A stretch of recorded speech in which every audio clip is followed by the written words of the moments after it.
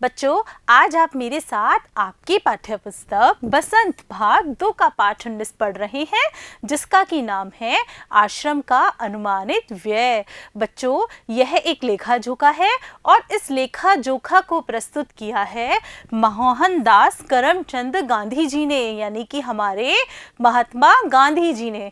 बच्चों, आपने मेरे साथ यह पाठ पिछले वीडियो में बहुत ही ध्यानपूर्वक पढ़ा है। बच्चों, पाठ के इस भाग में आज हम इस पाठ पर आधारित अभ्यास प्रश्न हल करने वाले हैं। तो बच्चों, आइए शुरू करते हैं हमारे इस पाठ के अभ्यास प्रश्न। देखते हैं पहला प्रश्न क्या है। हमारे यहाँ बहुत से काम लोग खुद नहीं करके किसी पेशेवर कारीगर से करवाते हैं, लेकिन गांधी जी पेशेवर कारीगरों के उपयोग में आने वाले औजार, छेनी, हथौड़े, बसूले इत्यादि क्यों खरीदना चाहते होंगे। बच्चों, अधिकतर ऐसा ही होता है, जब हमें हमारे घरों पर काम करवाना होता है तो हम किसी न किसी कुशल कारीगर को ही लेकर आते हैं। यहाँ पर महात्मा गांधी जी आश्रम बनवा रहे थे और जब आश्रम बनवाने के लिए लेखा जोखा तैयार कर रहे थे, उसमें उन्होंने कुशल कारीगरों के द्वारा उपयोग में लाए जाने वाले औजारों को भी वो खरीदना चाहते थे, अपने आश्रम में रखना चाहते थे। बच्चों, आपको इस प्रश्न में यह बताना है कि वो इन औजारों को क्यों खरीदना चाहते थे। ऐसा क्या कारण था कि वो अपने आश्रम में कारीगरों के उपयोग में लाए जाने औजारे औजार रखना चाहते थे।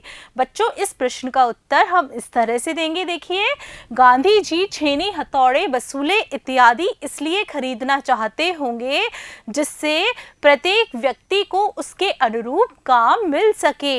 हाँ बच्चों, हर व्यक्ति की एक अलग रुचि होती है, उसके अनुसार वो कार्य करना पसंद करता है। तो गांधी जी के मन में यह बात होगी कि जो कोई भी व्यक्ति उनके आश्रम में रह रहा हो, उसको जिस कार्य में रुचि हो उसके अनुरूप सामान मिल जाए ताकि वो अच्छे से कार्य कर सके। लोग कुटीर उद्योग, लुहारगिरी और बढ़ईगिरी को बढ़ावा दे सकें तथा वे आत्मनिर्भर बनकर छोटे छोटे कामों के लिए दूसरों का मुंह न ताके। बच्चों, चलते हैं अगले प्रश्न पर। देखते हैं अगला प्रश्न क्या है। गांधी जी ने अखिल भारतीय कांग्रेस सहित कई संस्थाओं व आंदोलनों का नेतृत्व किया। उनकी जीवनी या उन पर लिखी गई किताबों से उन अंशों को चुनिए जिनसे हिसाब किताब के प्रति गांधी जी की चुस्ती का पता चलता है।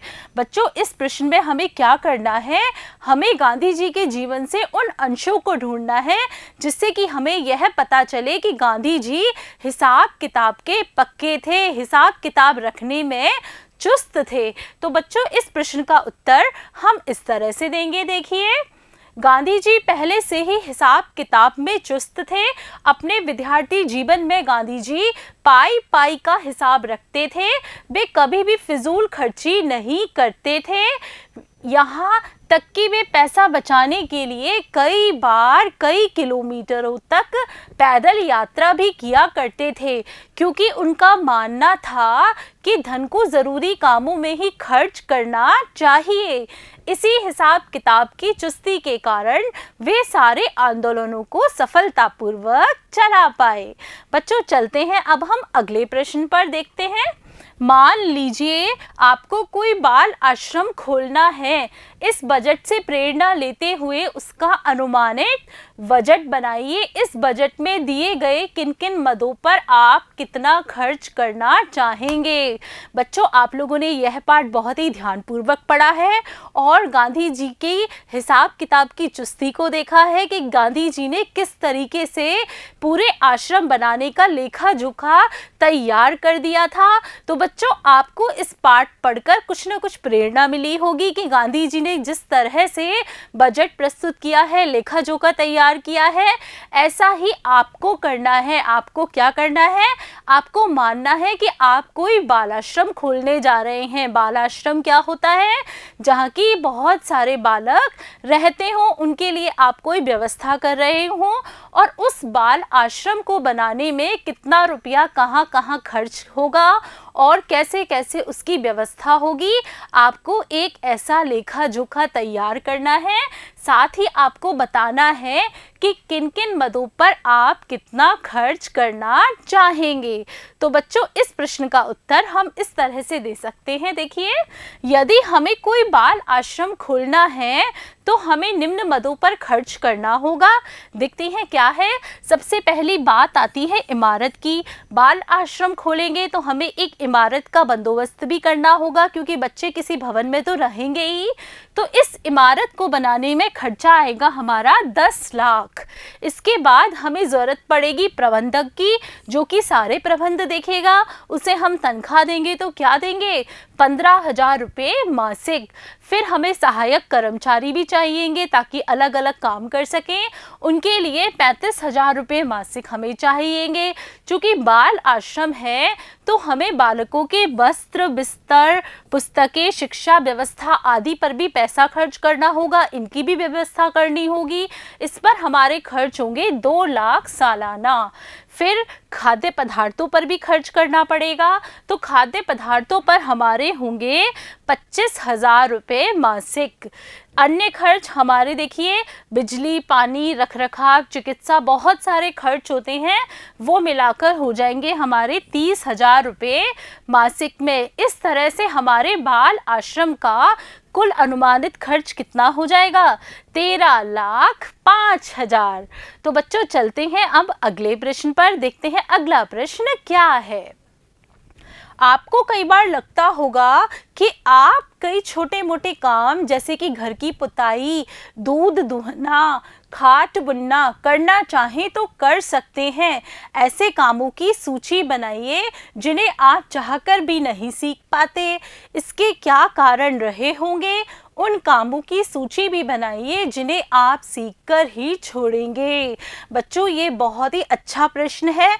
ये आपसे ही संबंधित है। इस प्रश्न का उत्तर आपको आपकी कल्पना शक्ति और मन को देखकर देना है। इसमें आप क्या करेंगे? इसमें आप यह काम बताएंगे जो काम आप करना चाहते हो लेकिन आप कर नहीं पाते। क्यों नहीं कर पाते? आपको इसका कारण बताना है और साथ में उन कामों की सूची भी बतानी है जो कि आप करना चाहते हो और आप सीखकर ही रहोगे।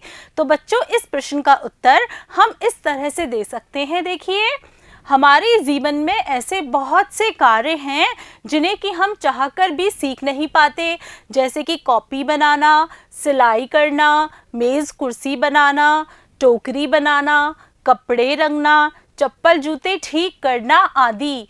इन कामों को न सीख पाने का प्रमुख कारण यह है कि हम अपनी पढ़ाई पर विशेष रूप से ध्यान देते हैं और समय निकालकर स्वास्थ्य की दृष्टि से खेल कूद में भाग लेने के कारण नियमित रूप से व्यायाम भी करते हैं। इसलिए समय के अभाव में इन कार्यों को सीखने के लिए नियमित रूप से अभ्यास न कर सके, इसलिए हम सीख नहीं पा रहे हैं। तथा जीवन में कुछ कार्य ऐसे हैं जिन्हें हम सीखने का प्रयास कर सकते हैं, जैसे कि गाड़ी चलाना, कंप्यूटर पर काम करना, बिजली सुधारना, टीवी सुधारना आदि। बच्चों, ये गाड़ी चलाना, कंप्यूटर चलाना आज के समय में ऐसे कार्य हैं जिन्हें कि हर व्यक्ति को सीखना चाहिए और आप भी कोशिश करेंगे तो आप भी जब बड़े हो जाएंगे तो आराम से सीख लेंगे।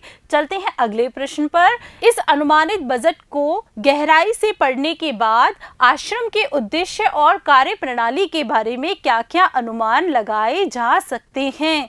यानी कि आपने यह पाठ बहुत गहराई से पढ़ा है।